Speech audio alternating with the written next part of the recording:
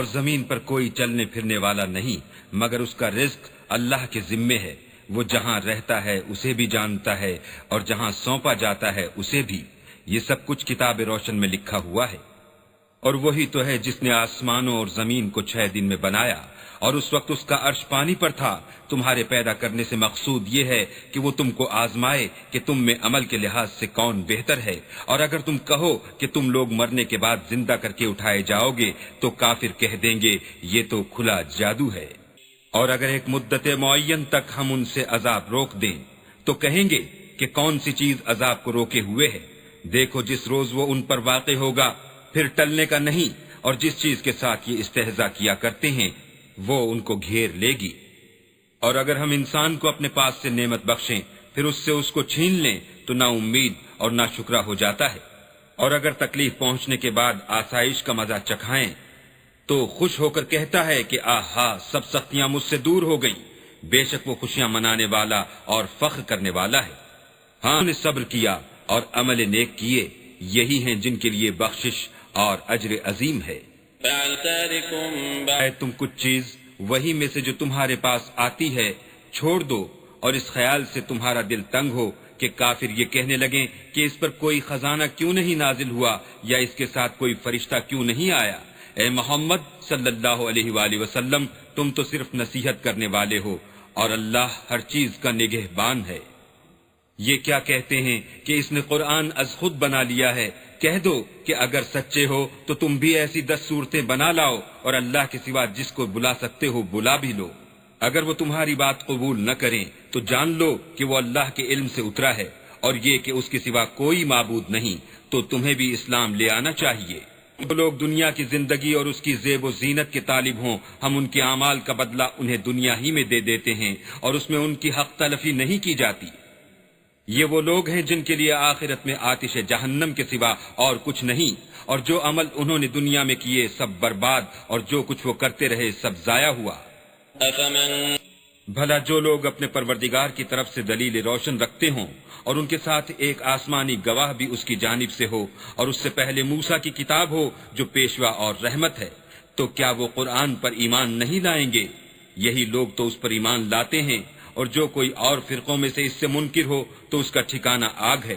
تو تم اس قرآن سے شک میں نہ ہونا، یہ تمہارے پروردگار کی طرف سے حق ہے، لیکن اکثر لوگ ایمان نہیں لاتے۔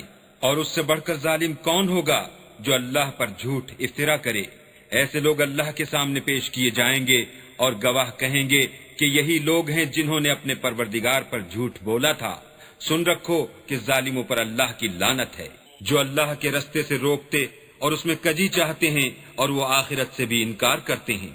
یہ لوگ زمین میں کہیں بھاگ کر اللہ کو ہرا نہیں سکتے، اور نہ اللہ کے سوا کوئی ان کا حمایتی ہے۔ اے پیغمبر ان کو دگنا عذاب دیا جائے گا، کیونکہ یہ شدت کفر سے تمہاری بات نہیں سن سکتے تھے اور نہ تم کو دیکھ سکتے تھے۔ یہی ہیں جنہوں نے اپنے تئیں خسارے میں ڈالا، اور جو کچھ وہ افترا کیا کرتے تھے ان سے جاتا رہا۔ بلا شبہ یہ لوگ آخرت میں سب سے زیادہ نقصان پانے والے ہیں۔ جو لوگ ایمان لائے اور عمل نیک کیے اور اپنے پروردگار کے آگے عاجزی کی، یہی صاحب جنت ہیں، ہمیشہ اس میں رہیں گے۔ دونوں فرقوں یعنی کافر و مومن کی مثال ایسی ہے جیسے ایک اندھا بہرا ہو، ایک دیکھتا سنتا۔ بھلا دونوں کا حال یکساں ہو سکتا ہے؟ پھر تم سوچتے کیوں نہیں؟ اور ہم نے نوح کو ان کی قوم کی طرف بھیجا تو انہوں نے ان سے کہا کہ میں تم کو کھول کھول کر ڈر سنانے اور یہ پیغام پہنچانے آیا ہوں کہ اللہ کے سوا کسی کی عبادت نہ کرو، مجھے تمہاری نسبت عذاب علیم کا خوف ہے۔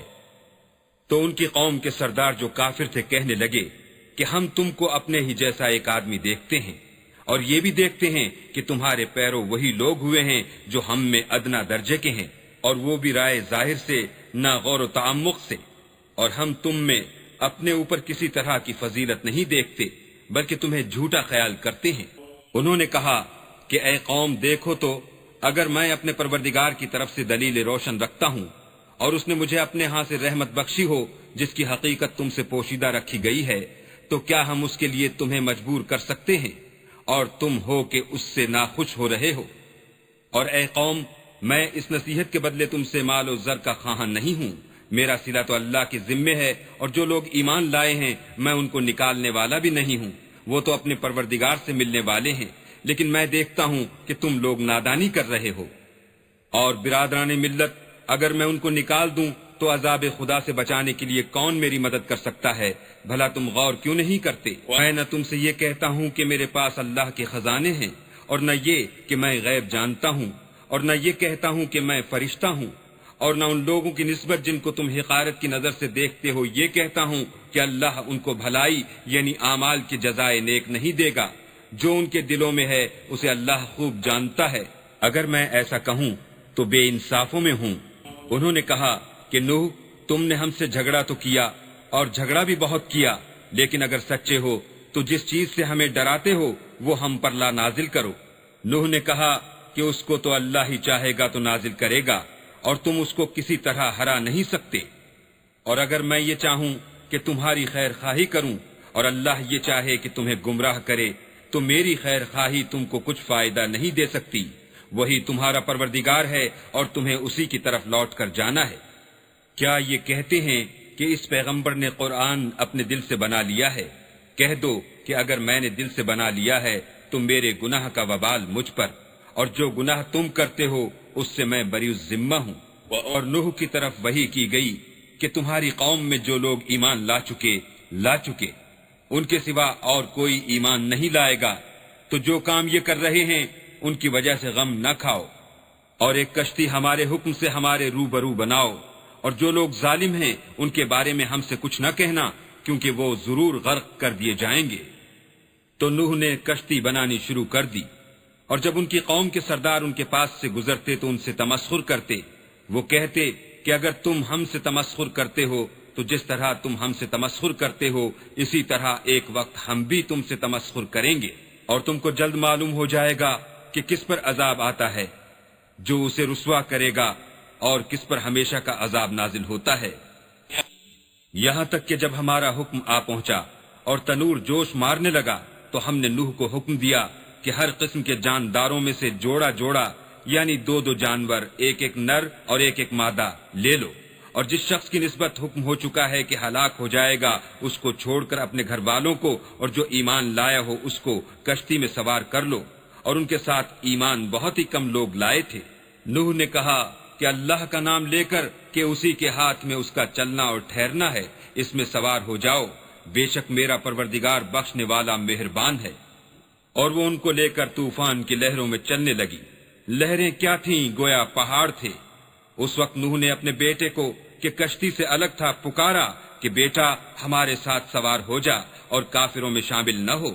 اس نے کہا کہ میں ابھی پہاڑ سے جا لگوں گا، وہ مجھے پانی سے بچا لے گا۔ انہوں نے کہا کہ آج اللہ کے عذاب سے کوئی بچانے والا نہیں اور نہ کوئی بچ سکتا ہے مگر اس پر اللہ رحم کرے۔ اتنے میں دونوں کے درمیان لہر حائل ہوئی اور وہ ڈوب کر رہ گیا، اور حکم دیا گیا کہ اے زمین اپنا پانی نگل جا اور اے آسمان تھم جا، تو پانی خشک ہو گیا اور کام تمام کر دیا گیا، اور کشتی کوہ جودی پر جا ٹھہری، اور کہہ دیا گیا کہ بے انصاف لوگوں پر لعنت۔ نوح نے اپنے پروردگار کو پکارا اور کہا کہ پروردگار، میرا بیٹا بھی میرے گھر والوں میں ہے، تو اس کو بھی نجات دے، تیرا وعدہ سچا ہے اور تو سب سے بہتر حاکم ہے۔ اللہ نے فرمایا کہ نوح، وہ تیرے گھر والوں میں نہیں ہے، وہ تو ناشائستہ افعال ہے، تو جس چیز کی تم کو حقیقت معلوم نہیں اس کے بارے میں مجھ سے سوال ہی نہ کرو، اور میں تم کو نصیحت کرتا ہوں کہ نادان نہ بنو۔ نوح نے کہا پروردگار، میں تجھ سے پناہ مانگتا ہوں کہ ایسی چیز کا تجھ سے سوال کروں جس کی حقیقت مجھے معلوم نہیں، اور اگر تو مجھے نہیں بخشے گا اور مجھ پر رحم نہیں کرے گا تو میں تباہ ہو جاؤں گا۔ حکم ہوا کہ نوح، ہماری طرف سے سلامتی اور برکتوں کے ساتھ جو تم پر اور تمہارے ساتھ کی جماعتوں پر نازل کی گئی ہیں اتر آؤ، اور جو کچھ اور جماعتیں ہوں گی جن کو ہم دنیا کے فوائد سے محفوظ کریں گے پھر ان کو ہماری طرف سے عذاب علیم پہنچے گا۔ یہ حالات من جملہ غیب کی خبروں کے ہیں جو ہم تمہاری طرف بھیجتے ہیں، اور اس سے پہلے نہ تم ہی ان کو جانتے تھے اور نہ تمہاری قوم ہی ان سے واقف تھی، تو صبر کرو کہ انجام پرہیزگاروں ہی کا بھلا ہے۔ نے عاد کی طرف ان کے بھائی ہود کو بھیجا، انہوں نے کہا کہ میری قوم، اللہ ہی کی عبادت کرو، اس کے سوا تمہارا کوئی معبود نہیں، تم شرک کر کے اللہ پر محض بہتان باندھتے ہو۔ میری قوم، میں اس واعظ و نصیحت کا تم سے کچھ صلہ نہیں مانگتا، میرا صلہ تو اس کے ذمے ہے جس نے مجھے پیدا کیا، بھلا تم سمجھتے کیوں نہیں؟ اور اے قوم، اپنے پروردگار سے بخشش مانگو، پھر اس کے آگے توبہ کرو، وہ تم پر آسمان سے موسلا دھار میں برسائے گا اور تمہاری طاقت پر طاقت بڑھائے گا، اور دیکھو گناہ گار بن کر روگردانی نہ کرو۔ وہ بولے، ہود، تم ہمارے پاس کوئی دلیل ظاہر نہیں لائے، اور ہم صرف تمہارے کہنے سے نہ اپنے معبودوں کو چھوڑنے والے ہیں اور نہ تم پر ایمان لانے والے ہیں۔ ہم تو یہ سمجھتے ہیں کہ ہمارے کسی معبود نے تمہیں آسے پہنچا کر دیوانہ کر دیا ہے۔ انہوں نے کہا کہ میں اللہ کو گواہ کرتا ہوں اور تم بھی گواہ رہو کہ جن کو تم اللہ کا شریک بناتے ہو میں اس سے بیزار ہوں، یعنی جن کی اللہ کے سوا عبادت کرتے ہو، تو تم سب مل کر میرے بارے میں جو تدبیر کرنی چاہو کر لو اور مجھے مہلت نہ دو۔ میں اللہ پر جو میرا اور تمہارا سب کا پروردگار ہے بھروسہ رکھتا ہوں۔ زمین پر جو چلنے پھرنے والا ہے وہ اس کو چوٹی سے پکڑے ہوئے ہے، بے شک میرا پروردگار سیدھے رستے پر ہے۔ اگر تم روح گردانی کرو گے تو جو پیغام میرے ہاتھ تمہاری طرف بھیجا گیا ہے وہ میں نے تمہیں پہنچا دیا ہے، اور میرا پروردگار تمہاری جگہ اور لوگوں کو لا بسائے گا، اور تم اللہ کا کچھ بھی نقصان نہیں کر سکتے، میرا پروردگار تو ہر چیز پر نگہبان ہے۔ اور جب ہمارا حکم عذاب آ پہنچا تو ہم نے ہود کو اور جو لوگ ان کے ساتھ ایمان لائے تھے ان کو اپنی مہربانی سے بچا لیا اور انہیں عذاب شدید سے نجات دی۔ یہ وہی عاد ہیں جنہوں نے اللہ کی نشانیوں سے انکار کیا اور اس کے پیغمبروں کی نافرمانی کی اور ہر سرکش و متکبر کا کہا مانا۔ تو اس دنیا میں بھی لعنت ان کے پیچھے لگی رہی اور قیامت کے دن بھی لگی رہے گی۔ دیکھو عاد نے اپنے پروردگار سے کفر کیا، اور سن رکھو ہود کی قوم عاد پر پھٹکار ہے۔ اور سمود کی طرف ان کے بھائی صالح کو بھیجا تو انہوں نے کہا کہ قوم، اللہ ہی کی عبادت کرو، اس کے سوا تمہارا کوئی معبود نہیں، اسی نے تم کو زمین سے پیدا کیا اور اس میں آباد کیا، تو اس سے مغفرت مانگو اور اس کے آگے توبہ کرو، بے شک میرا پروردگار نزدیک بھی ہے اور دعا کا قبول کرنے والا بھی ہے۔ انہوں نے کہا کہ صالح، اس سے پہلے ہم تم سے کئی طرح کی امیدیں رکھتے تھے، اب وہ منقطع ہو گئیں۔ کیا تم ہم کو ان چیزوں سے منع کرتے ہو جن کو ہمارے بزرگ پوچھتے آئے ہیں، اور جس بات کی طرف تم ہمیں بلاتے ہو اس میں ہمیں قوی شبہ ہے؟ صالح نے کہا، قوم، بھلا دیکھو تو، اگر میں اپنے پروردگار کی طرف سے کھلی دلیل پر ہوں اور اس نے مجھے اپنے ہاں سے نبوت کی نعمت بخشی ہو، تو اگر میں اللہ کی نافرمانی کروں تو اس کے سامنے میری کون مدد کرے گا؟ تم تو کفر کی باتوں سے میرا نقصان کرتے ہو۔ اور یہ بھی کہا کہ اے قوم، یہ اللہ کی اونٹنی تمہارے لیے ایک نشانی یعنی معجزہ ہے، تو اس کو چھوڑ دو کہ اللہ کی زمین میں جہاں چاہے چرے، اور اس کو کسی طرح کی تکلیف نہ دینا ورنہ تمہیں جلد عذاب آ پکڑے گا۔ مگر انہوں نے اس کی کونچیں کاٹ ڈالی تو صالح نے کہا کہ اپنے گھروں میں 3 دن اور فائدے اٹھا لو، یہ وعدہ ہے کہ جھوٹا نہ ہوگا۔ جب ہمارا حکم آ گیا تو ہم نے صالح کو اور جو لوگ ان کے ساتھ ایمان لائے تھے ان کو اپنی مہربانی سے بچا لیا اور اس دن کی رسوائی سے محفوظ رکھا، بے شک تمہارا پروردگار طاقتور اور زبردست ہے۔ اور جن لوگوں نے ظلم کیا تھا ان کو چنگھاڑ کی صورت میں عذاب نے آ پکڑا تو وہ اپنے گھروں میں اوندھے پڑے رہ گئے، گویا کبھی ان میں بسے ہی نہ تھے۔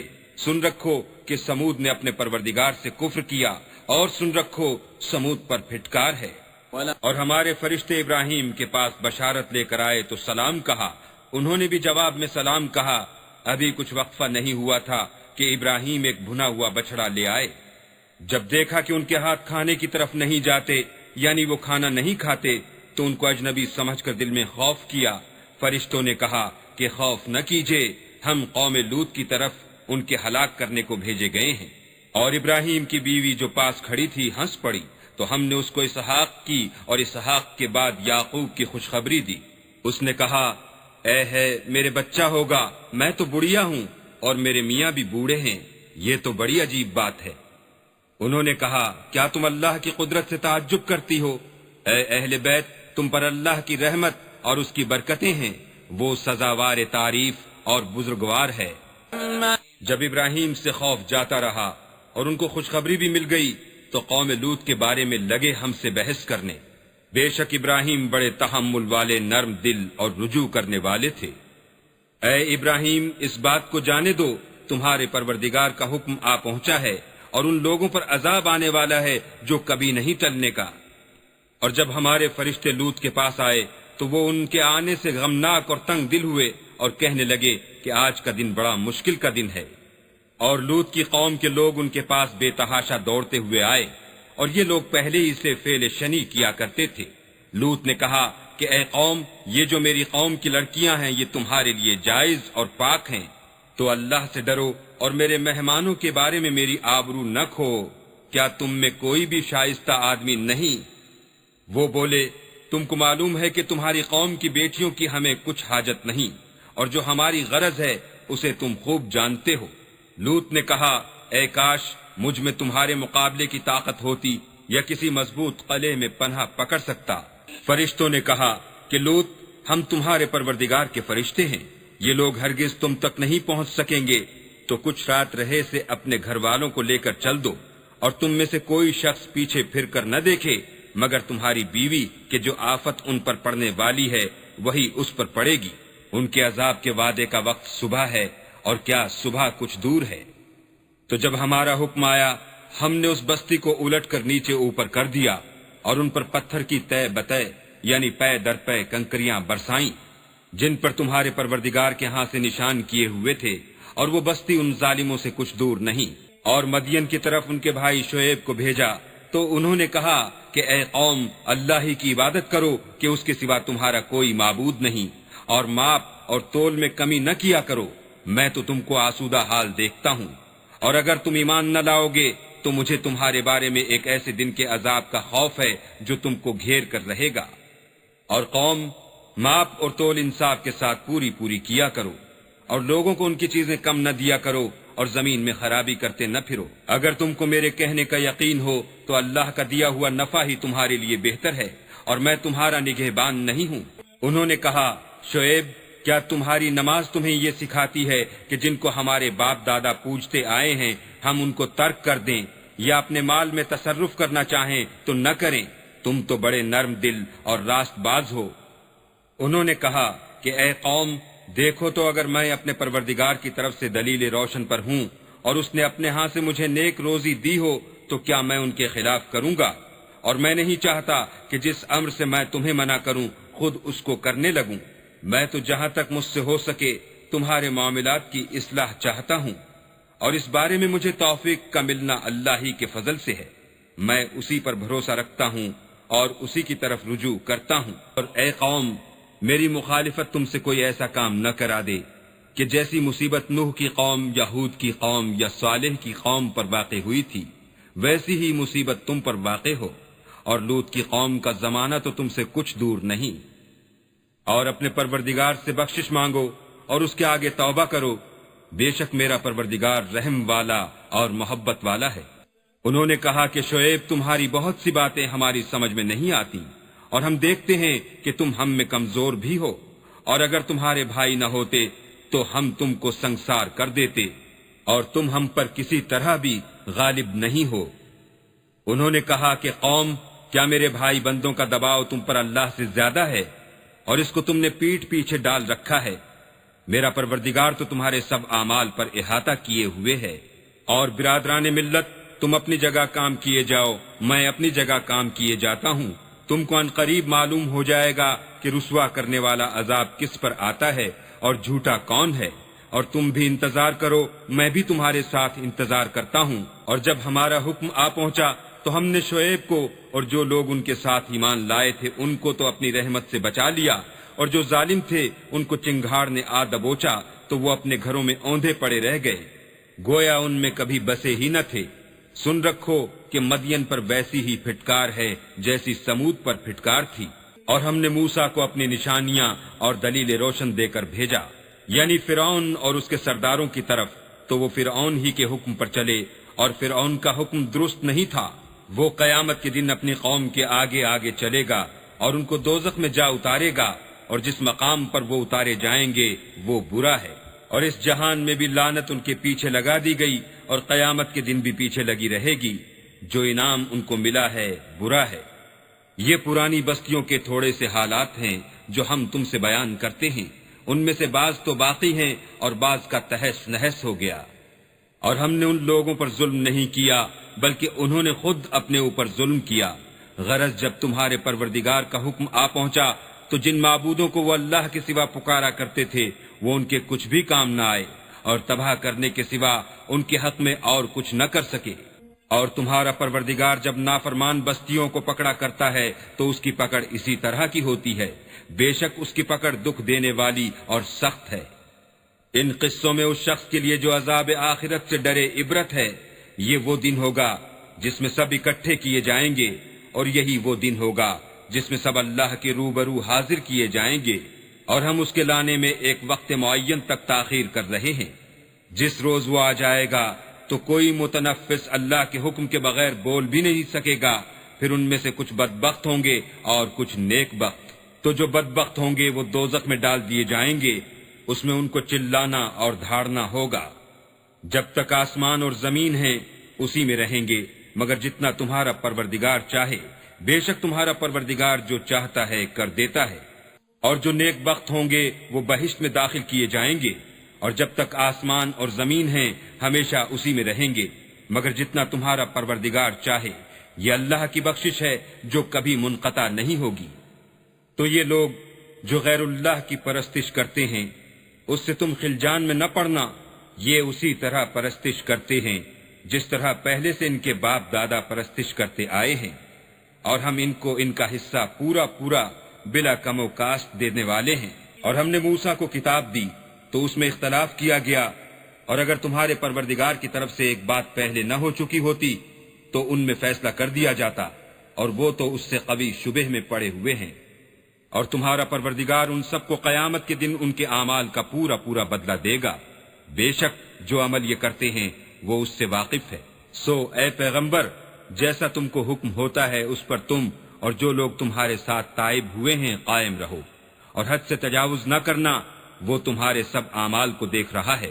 اور جو لوگ ظالم ہیں ان کی طرف مائل نہ ہونا، نہیں تو تمہیں دوزخ کی آگ آ لپیٹے گی، اور اللہ کے سوا تمہارے اور دوست نہیں ہیں۔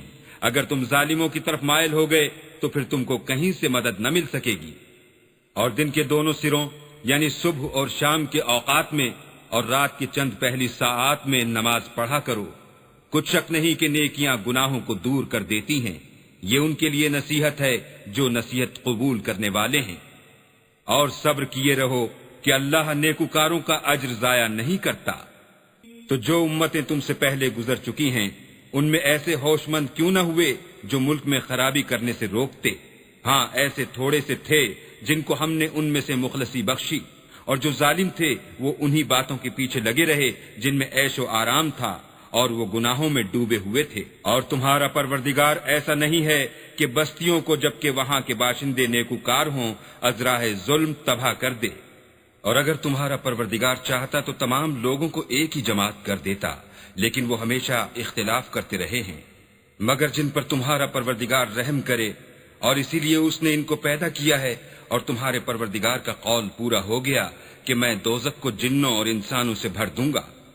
اے محمد صلی اللہ علیہ وآلہ وسلم، اور پیغمبروں کے وہ سب حالات جو ہم تم سے بیان کرتے ہیں ان سے ہم تمہارے دل کو قائم رکھتے ہیں، اور ان قصص میں تمہارے پاس حق پہنچ گیا، اور یہ مومنوں کے لیے نصیحت اور عبرت ہے۔ اور جو لوگ ایمان نہیں لائے ان سے کہہ دو کہ تم اپنی جگہ عمل کیے جاؤ، ہم اپنی جگہ عمل کیے جاتے ہیں، اور نتیجہ اعمال کا تم بھی انتظار کرو، ہم بھی انتظار کرتے ہیں۔ اور آسمانوں اور زمین کی چھپی چیزوں کا علم اللہ ہی کو ہے، اور تمام امور کا رجوع اسی کی طرف ہے، تو اسی کی عبادت کرو اور اسی پر بھروسہ رکھو، اور جو کچھ تم کر رہے ہو تمہارا پروردگار اس سے بے خبر نہیں۔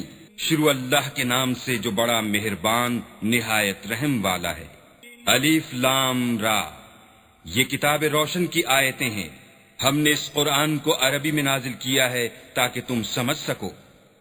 اے پیغمبر، ہم اس قرآن کے ذریعے سے جو ہم نے تمہاری طرف بھیجا ہے تمہیں ایک نہایت اچھا قصہ سناتے ہیں، اور تم اس سے پہلے بے خبر تھے۔ جب یوسف نے اپنے والد سے کہا کہ ابا میں نے خواب میں 11 ستاروں اور سورج اور چاند کو دیکھا ہے، دیکھتا کیا ہوں کہ وہ مجھے سجدہ کر رہے ہیں۔ انہوں نے کہا کہ بیٹا اپنے خواب کا ذکر اپنے بھائیوں سے نہ کرنا، نہیں تو وہ تمہارے حق میں کوئی فریب کی چال چلیں گے۔ کچھ شک نہیں کہ شیطان انسان کا کھلا دشمن ہے، اور اسی طرح اللہ تمہیں برگزیدہ و ممتاز کرے گا اور خواب کی باتوں کی تعبیر کا علم سکھائے گا، اور جس طرح اس نے اپنی نعمت پہلے تمہارے دادا پردادا ابراہیم اور اسحاق پر پوری کی تھی، اسی طرح تم پر اور اولاد یعقوب پر پوری کرے گا۔ بے شک تمہارا پروردگار سب کچھ جاننے والا اور حکمت والا ہے۔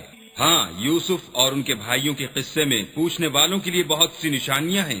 جب انہوں نے آپس میں تذکرہ کیا کہ یوسف اور اس کا بھائی ابا کو ہم سے زیادہ پیارے ہیں، حالانکہ ہم جماعت کی جماعت ہیں، کچھ شک نہیں کہ ابا صریح غلطی پر ہیں، تو یوسف کو یا تو جان سے مار ڈالو یا کسی ملک میں پھینک آؤ، پھر ابا کی توجہ صرف تمہاری طرف ہو جائے گی اور اس کے بعد تم اچھی حالت میں ہو جاؤ گے۔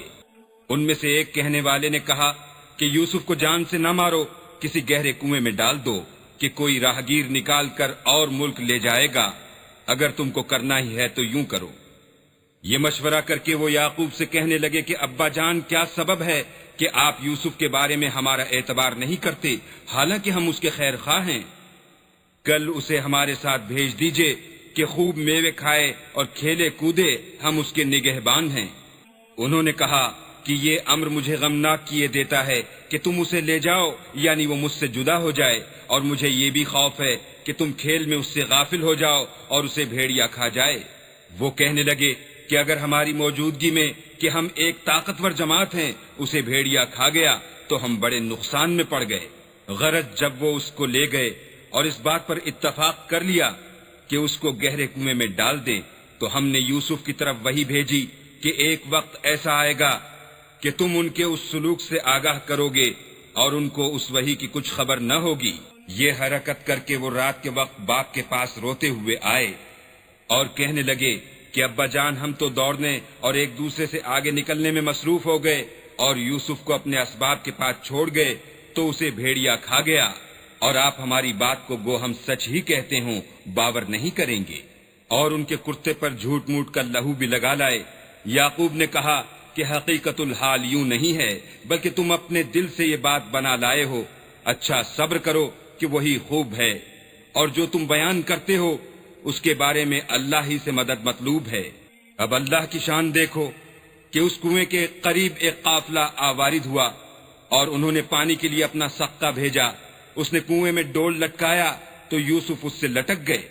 وہ بولا، زہی قسمت، یہ تو نہایت حسین لڑکا ہے، اور اس کو قیمت سرمایہ سمجھ کر چھپا لیا، اور جو کچھ وہ کرتے تھے اللہ کو سب معلوم تھا، اور اس کو تھوڑی سی قیمت یعنی معدود چند درہموں پر بیچ ڈالا، اور انہیں ان کے بارے میں کچھ لالچ بھی نہ تھا۔ اور مصر میں جس شخص نے اس کو خریدا، اس نے اپنی بیوی سے جس کا نام زلیخا تھا کہا کہ اس کو عزت و اکرام سے رکھو، عجب نہیں کہ یہ ہمیں فائدہ دے یا ہم اسے بیٹا بنا لیں۔ اس طرح ہم نے یوسف کو سرزمین مصر میں جگہ دی، اور غرض یہ تھی کہ ہم ان کو خواب کی باتوں کی تعبیر سکھائیں، اور اللہ اپنے کام پر غالب ہے، لیکن اکثر لوگ نہیں جانتے۔ اور جب وہ اپنی جوانی کو پہنچے تو ہم نے ان کو دانائی اور علم بخشا، اور نیکوکاروں کو ہم اسی طرح بدلہ دیا کرتے ہیں۔ جس عورت کے گھر میں وہ رہتے تھے اس نے ان کو اپنی طرف مائل کرنا چاہا اور دروازے بند کر کے کہنے لگی، یوسف جلدی آؤ۔ انہوں نے کہا کہ اللہ پناہ میں رکھے، وہ یعنی تمہارے میاں تو میرے آقا ہیں، انہوں نے مجھے اچھی طرح سے رکھا ہے، میں ایسا ظلم نہیں کر سکتا، بے شک ظالم لوگ فلاح نہیں پائیں گے۔ اور اس عورت نے ان کا قصد کیا اور انہوں نے اس کا قصد کیا۔ اگر وہ اپنے پروردگار کی نشانی نہ دیکھتے تو جو ہوتا ہوتا، یوں اس لیے کیا گیا کہ ہم ان سے برائی اور بے حیائی کو روک دیں، بے شک وہ ہمارے خالص بندوں میں سے تھے۔ اور دونوں دروازے کی طرف بھاگے، آگے یوسف، پیچھے زلیخا، اور عورت نے ان کا کرتا پیچھے سے پکڑ کر جو کھینچا تو پھاڑ ڈالا، اور دونوں کو دروازے کے پاس عورت کا خامد مل گیا۔ تو عورت بولی کہ جو شخص تمہاری بیوی کے ساتھ برا ارادہ کرے اس کے سوا کیا سزا ہے کہ یا تو قید کیا جائے یا دکھ کا عذاب دیا جائے۔ یوسف نے کہا، اسی نے مجھ کو اپنی طرف مائل کرنا چاہا تھا۔ اس کے قبیلے میں سے ایک فیصلہ کرنے والے نے یہ فیصلہ کیا کہ اگر اس کا کرتا آگے سے پھٹا ہو تو یہ سچی اور یوسف جھوٹا ہے، اور اگر کرتا پیچھے سے پھٹا ہو تو یہ جھوٹی اور وہ سچا ہے۔ جب اس کا کرتا دیکھا تو پیچھے سے پھٹا تھا، تب اس نے زلیخا سے کہا کہ یہ تمہارا ہی فریب ہے، اور کچھ شک نہیں کہ تم عورتوں کے فریب بڑے بھاری ہوتے ہیں۔ یوسف اس بات کا خیال نہ کر، اور زلیخا تو اپنے گناہ کی بخشش مانگ، بے شک خطا تیری ہی ہے۔ اور شہر میں عورتیں گفتگویں کرنے لگیں کہ عزیز کی بیوی اپنے غلام کو اپنی طرف مائل کرنا چاہتی ہے، اور اس کی محبت اس کے دل میں گھر کر گئی ہے، ہم دیکھتی ہیں کہ وہ صریح گمراہی میں ہے۔ جب زلیخا نے ان عورتوں کی گفتگو جو حقیقت میں دیدار یوسف کے لیے ایک چال تھی سنی، تو ان کے پاس دعوت کا پیغام بھیجا اور ان کے لیے ایک محفل مرتب کی، اور پھل تراشنے کے لیے ہر ایک کو ایک ایک چھری دی، اور یوسف سے کہا کہ ان کے سامنے باہر آؤ۔ جب عورتوں نے ان کو دیکھا تو ان کا رعب حسن ان پر ایسا چھا گیا کہ پھل تراشتے تراشتے اپنے ہاتھ کاٹ لیے، اور بے ساختہ بول اٹھیں کہ سبحان اللہ، یہ حسن، یہ آدمی نہیں، کوئی بزرگ فرشتہ ہے۔ تب زلیخا نے کہا، یہ وہی ہے جس کے بارے میں تم مجھے طعنے دیتی تھیں، اور بے شک میں نے اس کو اپنی طرف مائل کرنا چاہا، مگر یہ بچا رہا، اور اگر یہ وہ کام نہ کرے گا جو میں اسے کہتی ہوں تو قید کر دیا جائے گا اور ذلیل ہوگا۔